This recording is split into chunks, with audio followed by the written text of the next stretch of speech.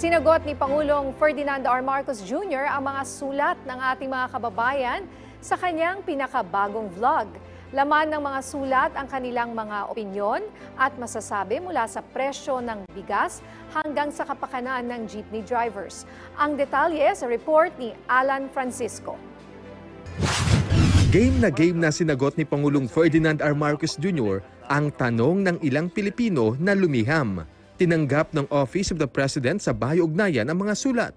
Ang Bahay-Ugnayan ng isa sa mga museum sa Malacanang na bukas sa publiko. Pumukaw sa atensyon ni President Marcos ang galing sa pag-guhit ng mga Pilipino. Napansin ng Pangulo ang galing sa pag-guhit ng mga Pinoy dahil ilan sa sumulat sa kanya ay may kalakip na drawing. Ito isa pa, may picture din. Alam mo, napaka-talented talaga ng Pilipino. Kasama sa liham ang sulat ni Erica na interesadong malaman ng politika at kasaysayan sa bansa.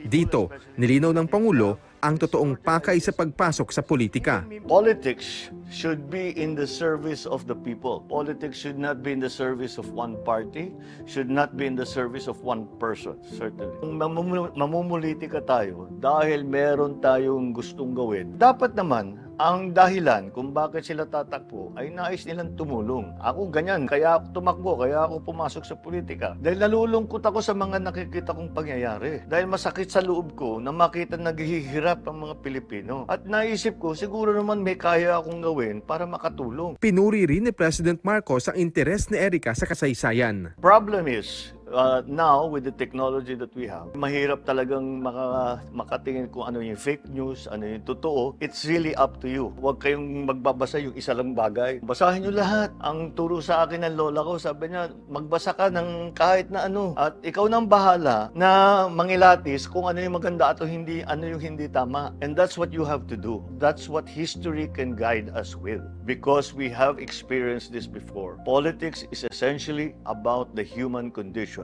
It is about an ideology that you hold dear, a principle that you will not compromise, so that you can help the people, so you can be of service to the people. Not to yourself, not to your party, not to your family, but for the people. Wala ring prenong sinagot ng Pangulo ang isang tanong ng letter sender kung ang BBM ba ay nangangahulugan ng bigas biglang mahal. Sabi ng Chief Executive, hindi solong problema ng Pilipinas ang bigas, kundi maging ang mga katabing bansa.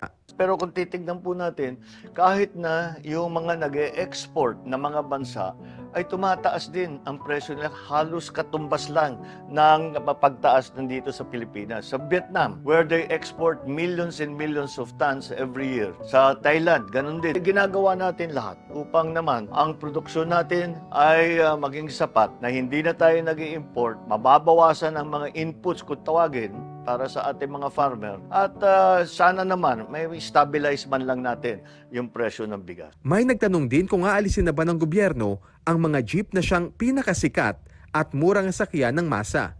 Dito, may paglilinaw si President Marcos. Alam nyo, totoo na nga naman ang jeepney kinikilala na sa buong mundo. Hindi po natin pinapalitan ang ating traditional na jeepney. Ginagawang lang nating modern. Dahil yung pagkalinipat natin, ang gagawin natin electric yung mga yan, ay mas malaki ang kikitain ng ating mga nagpapasada. Dahil ang cost per kilometer ng mga electric na bagong modernized na jeepney ay mas mababa. Mas maganda nga ang kita ng ating mga nagpapasada. Hiling ng Pangulo sa mga Pilipino sa sinusulong na bagong Pilipinas na maging disiplinado sa kalsada, mapatsuperman o pasahero. Ang bagong Pilipino ay disiplinado sa pagmamaneho. Nagbibigayan, may konsiderasyon sa kapwa, sumusunod sa batas, trapiko. Yan ang mga kailangan nating i-modernize din. Tama na yung mga madamot sa daan, mga nagbababa ng pasahero sa gitna ng daan, mga hindi ginagalang ang bike lane, hindi pinapadaan ng mga ambulansya. Bagong Pilipinos na po tayo, disiplina